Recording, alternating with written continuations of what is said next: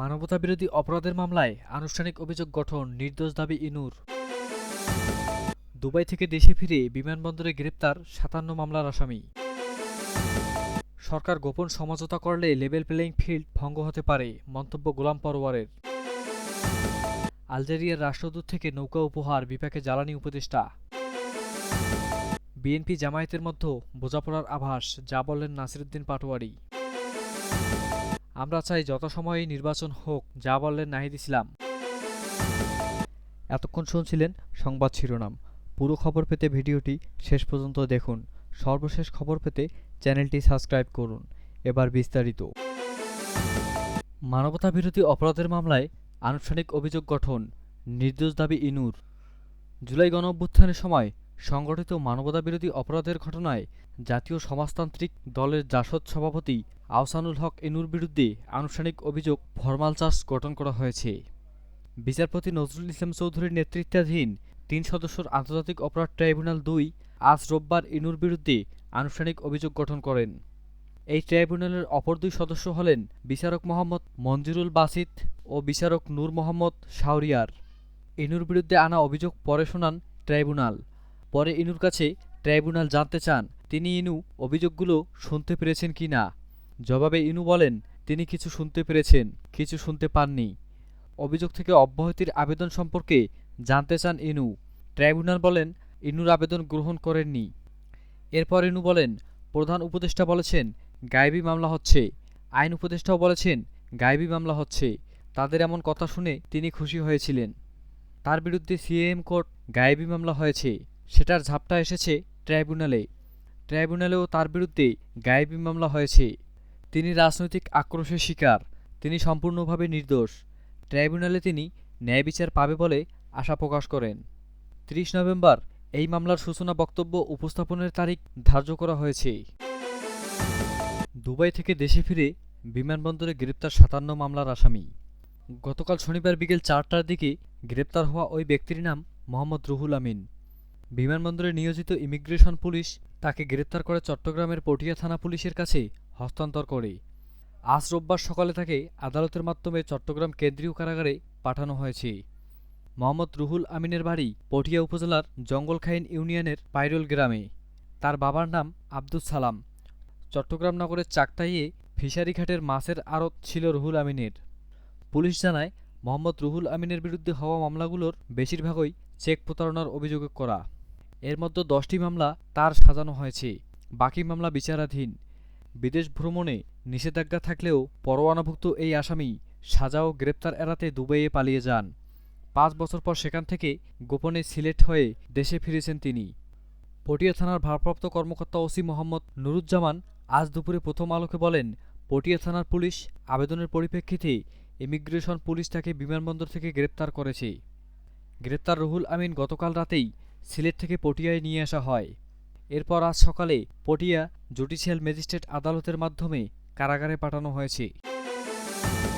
সরকার একটি দলের সঙ্গে গোপন সমঝোতা করলে ন্যাক্কারজনকভাবে লেভেল প্লেয়িং ফিল্ড ভঙ্গ হতে পারে বলে মন্তব্য করেছেন জামায়াতে ইসলামীর সেক্রেটারি জেনারেল মিয়া গোলাম পরোয়ার।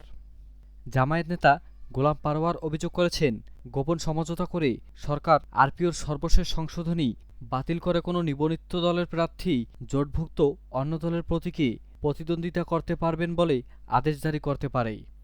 আজ রোববার গণমাধ্যমে পাঠানো এক বিবৃতিতে মিয়া গোলাম পরোয়ার এই অভিযোগ করেন।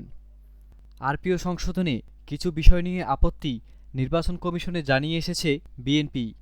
তারা বলেছে নির্বাচনী জোট করলেও প্রার্থীদের নিজ নিজ দলের প্রতীকেই ভোটে অংশ নিতে হবে, এই প্রস্তাব গ্রহণযোগ্য নয়। বিবৃতিতে জামায়াত সেক্রেটারি জেনারেল বলেন নির্বাচনী জোট গঠিত হলেও প্রার্থীদের নিজ নিজ দলের প্রতীকে জাতীয় নির্বাচনে অংশগ্রহণ করতে হবে। গত ২৩ অক্টোবর এমন বিধান সংযোজন করে নির্বাচন সংক্রান্ত আইন গণপ্রতিনিধিত্ব আদেশ আরপিও সংশোধনের খসড়া অনুমোদন করেছে অন্তর্বর্তী সরকারের উপদেষ্টা পরিষদ। বিভিন্ন সূত্রে জানা যাচ্ছে বিএনপি একজন নেতার সঙ্গে জৈনিক উপদেষ্টার তথাকথিত জেন্টলম্যান এগ্রিমেন্ট এর পরিপ্রেক্ষিতে নিজেদের অনুমোদিত সেই আদেশ বাতিল করা হচ্ছে। মিয়া গোলাম পরোয়ার বলেন গণপ্রতিনিধিত্বর আদেশ আরপিও যদি বাতিল করা হয় তবে তা হবে অত্যন্ত ন্যক্কারজনক, অগণতান্ত্রিক ও স্পষ্ট রাজনৈতিক উদ্দেশ্য প্রণোদিত। জামায়াতের সেক্রেটারি জেনারেল বলেন, বিএনপির এক উপদেষ্টার কথিত জেন্টলম্যান অ্যাগ্রিমেন্টের নামে উপদেষ্টা পরিষদের সভায় যদি এটি বাতিল করা হয়, তাহলে আসন্ন নির্বাচনে নিরপেক্ষতা ও লেভেল প্লেয়িং ফিল্ড নিশ্চিতকরণে বড় প্রশ্নের জন্ম দেবে। নির্বাচনের মাত্র ৪ মাস আগে একটি দায়িত্বশীল রাজনৈতিক দলের নেতা ও সরকারের মধ্যে অবস্থানকারী কোনো উপদেষ্টা যোগসাজশে এভাবে লেভেল প্লেয়িং ফিল্ড যদি ভঙ্গ হয়, তবে নিরপেক্ষ নির্বাচন আয়োজন করা অসম্ভব হয়ে পড়বে বলে বিবৃতিতে উল্লেখ করেন তিনি। আলজেরিয়ার রাষ্ট্রদূত থেকে নৌকা উপহার, বিপাকে জ্বালানি উপদেষ্টা। বিদ্যুৎ, জ্বালানি ও খনিজ সম্পদ মন্ত্রণালয়ের উপদেষ্টা মোহাম্মদ ফয়জুল কবির খানকে ঢাকায় নিযুক্ত আলজেরিয়ার রাষ্ট্রদূত আবদেল ওহাব সালদানি নৌকা উপহার দিয়েছেন। শনিবার ১ নভেম্বর আলজেরিয়া বিপ্লবের ৭১তম বার্ষিকী উদযাপন অনুষ্ঠানে দেওয়া এই উপহার এখন সামাজিক যোগাযোগ মাধ্যমে আলোচনায় উঠে এসেছে। রোববার ২ নভেম্বর এক ফেসবুক পোস্টে উপদেষ্টা মোহাম্মদ ফয়জুল করিম খান নিজেই বিষয়টি বিস্তারিত ব্যাখ্যা করেছেন। তিনি জানান, আলজেরিয়ার জাতীয় দিবস উপলক্ষে পররাষ্ট্র মন্ত্রণালয়ের মনোনয়নক্রমে প্রধান অতিথি হিসেবে অনুষ্ঠানে যোগ দেওয়ার সময় তাকে নৌকার প্রতিকৃতি উপহার হিসেবে দেওয়া হয়। তিনি বলেন, কূটনৈতিক সৌজন্যতাবশত উপহারটি নিয়েছেন এবং এতে কোনো রাজনৈতিক বা নির্বাচনী প্রতীকের মিল নেই। উপদেষ্টা তার পোস্টে আরও লিখেছেন, এই উপহারটি নিয়ে কী করবেন তা জানতে চাচ্ছেন। তিনি বলেছেন, এটি আলজেরীয় দূতাবাসে ফেরত পাঠানো যেতে পারে, যা অসৌজন্যমূলক মনে হতে পারে, অথবা সরকারি তোষাখানায় জমা দিতে পারেন, শৈলান প্রবীণ নিবাসে রাখতে পারেন, অথবা নিজের কাছে রাখতে পারেন। অনুষ্ঠানে অংশগ্রহণ করেছিলেন বিভিন্ন দেশের কূটনৈতিক, রাজনীতিবিদ, ব্যবসায়িক এবং সরকারি বেসরকারি কর্মকর্তারা। জাতীয় নাগরিক পার্টি এনসিপির আহ্বায়ক নাহিদ ইসলাম বলেছেন, আমরা চাই যথাসময়ে নির্বাচন হোক, এতে জুলাই সনদের আইনি ভিত্তি পাবে, বাস্তবায়ন হবে।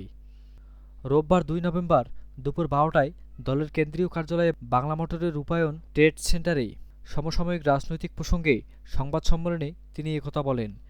নাহিদ বলেন, সনদ কীভাবে বাস্তবায়ন হবে সেটাই মূল বিষয়, কিন্তু বিএনপি ও জামায়াত গণভোটের তারিখেই মূল করে দিয়েছে। একদল সংস্কারকে ভেঙে দিচ্ছে, আরেক দল নির্বাচনকে পিছিয়ে দিচ্ছে। আমরা এ দুটোর কোনোটাই চাই না।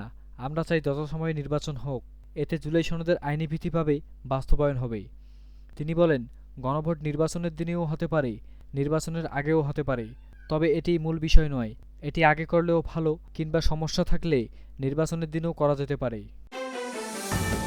জুলাই সনদ স্বাক্ষরের নামে জাতীয় সংসদ ভবনের দক্ষিণ প্লাজায় মহাপ্রতারণা করা হয়েছে বলে দাবি করেছেন জাতীয় নাগরিক পার্টি এনসিপির যুগ্ম আহ্বায়ক সারওয়ার তুষার।